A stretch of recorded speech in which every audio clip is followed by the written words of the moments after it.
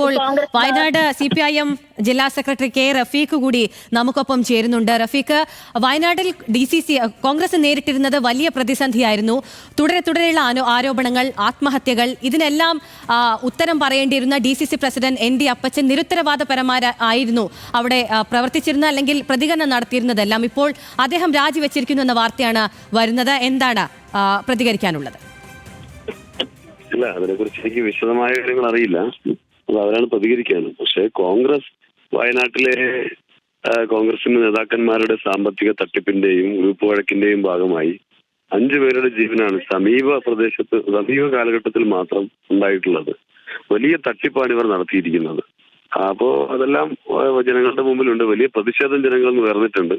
ഈ പ്രതിഷേധം ഉയർന്നു വന്ന ഘട്ടത്തിൽ പല നേതാക്കന്മാർക്കും പിടിച്ചു നിൽക്കാൻ കഴിയാത്ത സാഹചര്യമാണ് ഉള്ളത്. അപ്പൊ ഏതായാലും അതിനെക്കുറിച്ച് അവരാണ് പ്രതികരിക്കേണ്ടത്.